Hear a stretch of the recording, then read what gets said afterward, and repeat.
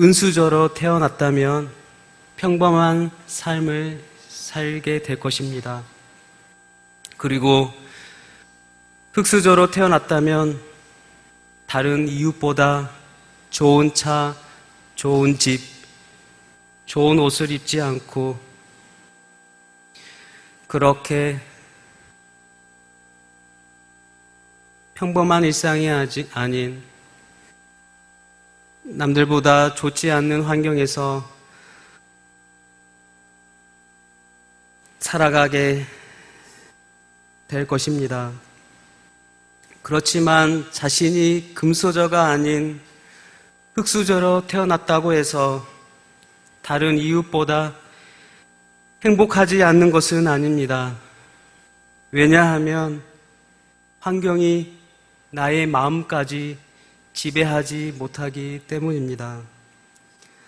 특히 하나님을 믿는 사람들은 세상과 다른 삶을 살아갑니다.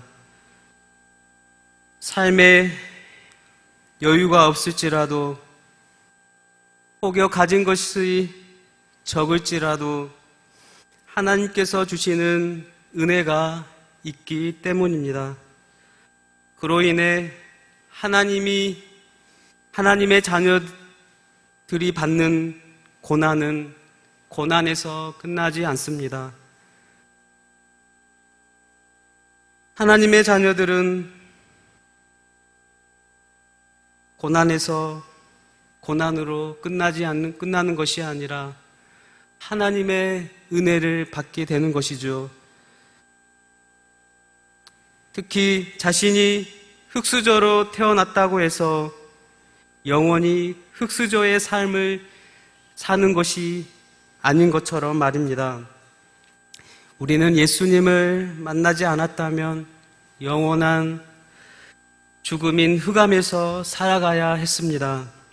그러나 십자가 위에 예수님을 만나고 그로 인해 우리는 죽음에서 생명으로 바뀐 인생이 되었습니다. 그래서 우리의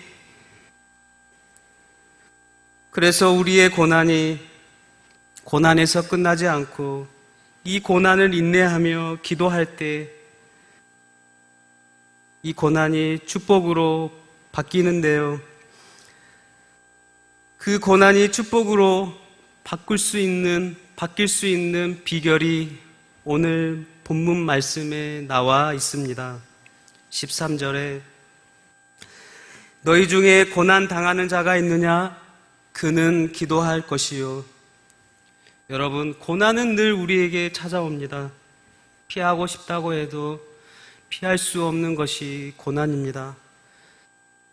저 태풍이 오고 있는데 태풍아 오지 마 라고 우리들이 아무리 소리친다 해도 저 태풍 미탁은 우리에게 다가올 것이고 오늘 밤에도 강한 비바람으로 이 진도 땅을 우리나라를 휩쓰고 갈 것입니다. 이렇듯 우리의 인생은 고난의 연속이죠. 그래서 우리는 이 고난을 피하고 싶고 이 고난을 해결하고 싶어 합니다. 하지만 이 고난을 피한다는 것은 불가능합니다. 결코 이 고난을 피할 수가 없습니다. 그래서 우리는 이 고난을 받아들이고 이 고난을 통하여서 우리들이 깨달아야 하는 것입니다. 그 깨달음은 무엇인가요? 바로 이 고난은 하나님께서 우리를 부르는 확성기라고 말할 수 있습니다.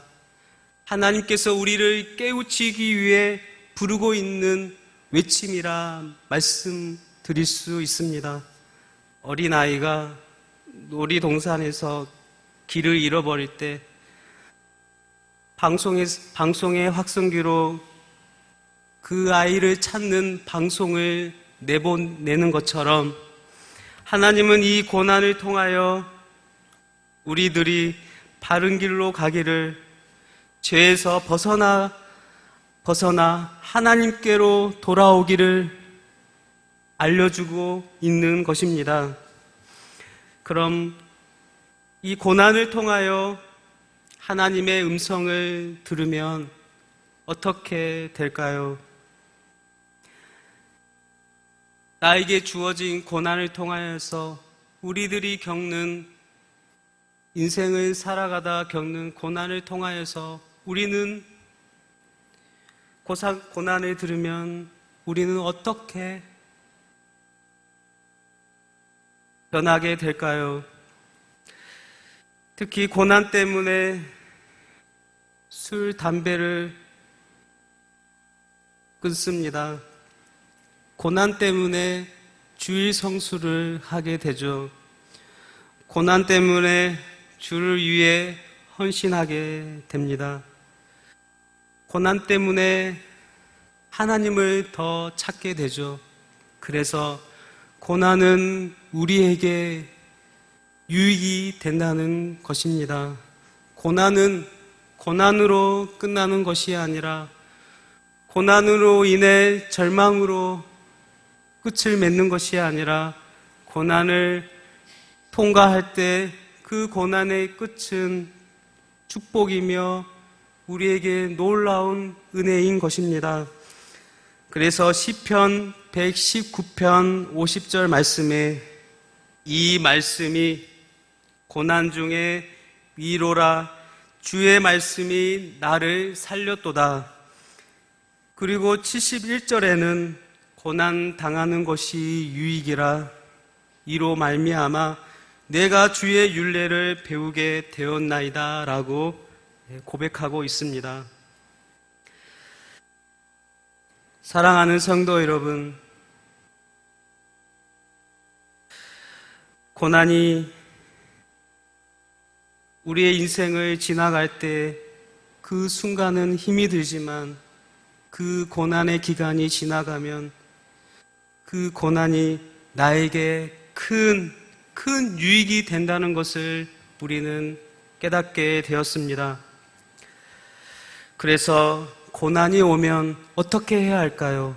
이제 여러분들에게 고난이 찾아온다면 우리는 이 고난에 대하여서 어떻게 대처를 해야 할까요? 고난이 옵니다. 여러분들에게 분명하게 고난이 올 것입니다. 그 고난이 나에게 올 때, 고난이 나에게 다가오고 있다면, 하나님께서 이 고난을 통하여서 나에게 복을 주시기 위함이구나 라고 그렇게 생각하시기를 바랍니다. 고난이 올 때 이것이 나에게 주는 하나님의 특별한 복이다 라고 생각하시기를 바랍니다.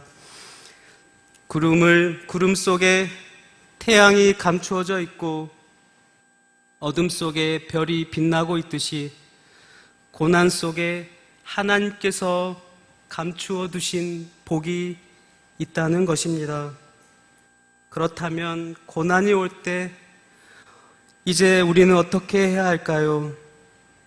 고난이 오면 우리는 먼저 엎드려야 합니다. 하나님께서 주실 복을 생각하며 우리는 먼저 엎드려야 합니다. 기도해야 합니다. 하지만 대부분의 사람들은 고난이 오면 다른 것으로 그 고난을 해결하려고 하죠. 돈으로 해결하려고 하고 나의 힘으로, 나의 능력으로, 세상의 지혜로 그 고난을 해결하려고 합니다. 그러나 그것으로는, 세상의 것으로는 잠시 고난을 피할 수는 있지만 완벽하게 그 고난을 해결할 수 없는 것입니다. 고난을 완전히 해결하기 위해서는 하나님 앞에 나와 완전하신 하나님 앞에, 모든 문제보다 크신 하나님 앞에, 모든 문제의 주가 되시는 하나님 앞에 엎드려 기도해야 하는 것입니다. 혹여 여러분 중에 고난 받는 자가 있습니까? 큰 고난 가운데 그 길을 걸어가시는 분이 있습니까? 엎드리시길 바랍니다. 기도해야 합니다. 그렇게 엎드리고 기도하면 반드시 그 기도 속에 고난의 이유를 알게 될 것이고 분명하게 해결 방법을 알게 될 것입니다. 하지만 그렇다고 해서 고난이 곧바로 해결되는 것은 아니죠. 여러분들도 알고 있겠지만 기도한다고 해서 고난이 쉽게 해결되어지지는 않습니다. 많은 성도님들이 하나님 앞에 나와 엎드리고 지금도 기도하고 있습니다. 그러나 쉽게 고난이 해결되어지진 않죠. 왜냐하면 시간이 걸리는 고난이 있다는 것입니다. 시간이 걸려야 하나님께서 일할 시간이 필요한 고난이 있다는 것이죠. 하지만 시간이 걸리더라도 반드시 엎드리고 기도하면 그 고난은 나의 인생의 문제는 반드시 해결될 줄 믿으시기를 바랍니다. 14절에 또한 병든 자가 있다면 장로들을 청하여 기도를 받아야 합니다. 너희 중에 병든 자가 있느냐? 그는 교회의 장로들을 청할 것이요.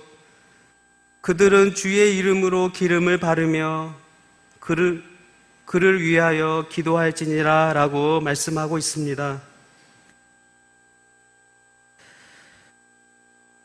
당시에 이스라엘 백성들은 발바닥부터 머리까지 상한 것과 터진 것과 맞은 곳을 기름으로 싸매어 치료하는 것을 즐겨 사용했다고 합니다. 왜냐하면 당시에는 병원이라든지 의사가 많지 않았기에 민간요법인 기름과 포도주를 즐겨 사용하여 상처에 붓고 상처를 치료했습니다. 특히 우리나라 민간요법도 벌에 쏘이면 된장을 바르고 못에 찔리면 된장을 바르는 것처럼 그렇게 그 지역에서 이스라엘은 기름을 사용하였습니다. 그렇게 기름을 사용하여 병든 자를 치료할 때 그렇게 기름을 바르고 치료하지만 또한 기도를 받았습니다. 특별히 장로들을 불러서 기도하였고 장로들이 시간이 없다면 또한 교인들이 서로 기도하였습니다. 오늘날로 말하면 구역 식구들이 함께 모여 기도하였던 것입니다. 그래서 16절에 후반절에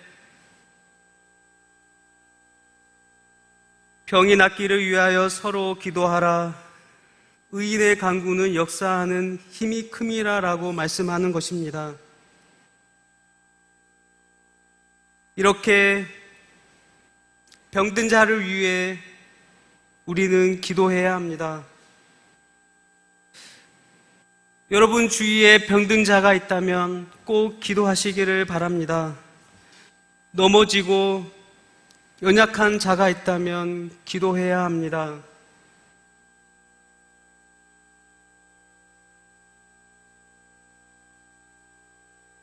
서로를 위해 기도해야 합니다. 왜냐하면 저와 여러분들의 기도는 역사하는 힘이 크기 때문입니다. 우리의 기도는 그래서 능력이 없는 것이 아니죠.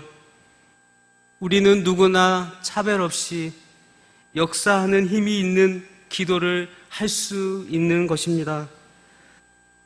그렇게 우리 하나님께서 우리 각자 한 사람 한 사람을 기도의 사람으로 이 땅에 세워주신 것입니다. 그렇지만 모두 다 기도의 능력이 있지만 하나님께서 세워주신 기도의 사람들이지만 병들고 기도가 많이 필요한 사람들은 특별하게 장로에게 기도를 부탁하고 직분자에게 기도를 부탁하고 목회자에게 기도를 부탁해야 하는 것입니다. 왜냐하면 장로와 직분자들과 목회자들은 기도를 할 때 아무렇게나 생각 없이 기도를 하는 것이 아니라 하나님의 말씀에 따라 말씀에 합당하게 행동하며 기도하기에 그 기도는 효과적인 기도가 나오는 것입니다. 그래서 교회 지도자들, 직분자들의, 목회자들의 삶이 중요한 것이죠. 목회자가 되었다고, 교회 장로가 되었다고, 직분자가 되었다고 세상에서 마음대로 살면, 말씀 없이 살아간다면 그는 일반 성도들이 기도를 부탁할 때 하나님과의 좋은 관계가 되지 않기에 효과적인 능력 있는 기도를 할 수 없게 되는 것입니다. 우리는 늘 하나님의 말씀 위에 굳건히 서서 하나님과 좋은 관계를 맺고 늘 하나님과 동행함으로 기도 부탁을 받았을 때 능력 있는 효과적인 기도를 해야 할 것입니다. 그렇습니다. 고난을 당하고 어려움이 생기고 병든 몸이 되었다면 엎드리고 기도하고 성도들에게 기도 요청을 하고 하나님께 매달려야 합니다. 그때 반드시 믿음의 기도는 병든 자를 치유하는 하나님의 능력이 나올 것입니다. 그리고 더불어서 우리들이 간과하지 말아야 할 것이 있습니다. 바로 죄입니다. 하나님께서 고난을 주시고 병을 주시는 이유 중에 하나가 우리의 죄일 수 있다는 것입니다. 15절에 믿음의 기도는 병든 자를 구원하리니 주께서 그를 일으키시리라. 혹시 죄를 범하였을지라도 사하심을 받으리라. 하나님께서는 우리의 죄를 깨닫고 죄를 생각나게 하시기 위해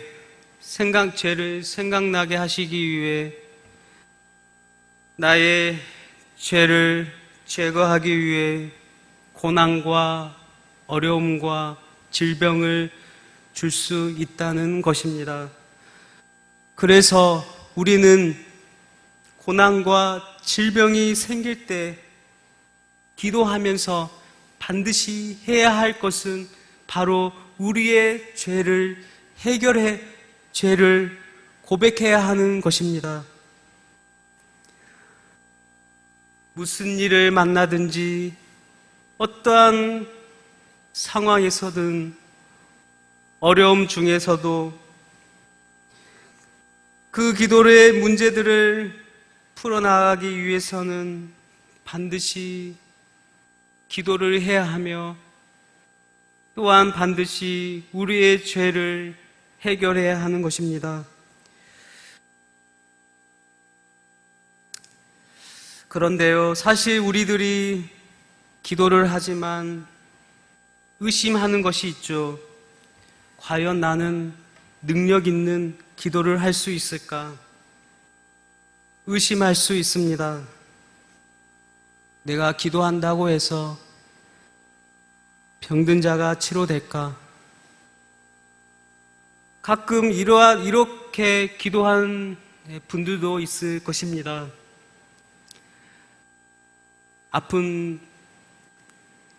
아픈 사람이 있었는데 내가 기도하면 이 사람이 치료될까? 라며 혹여 정말 하나님께 이 사람의 병든 몸을 치료받기를 위해 기도하신 분들이 있을 것입니다.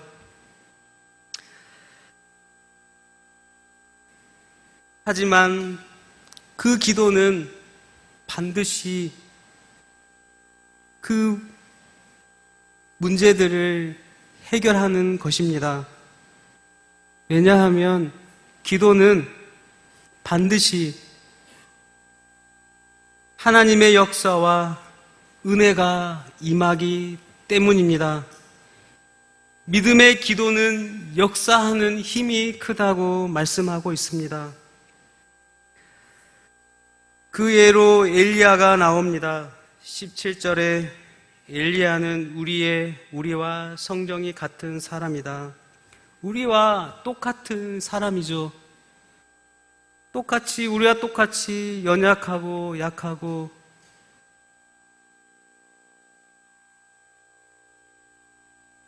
그렇게 악한 그런 인간입니다. 우리와 별 다르지 않는 인간입니다. 그는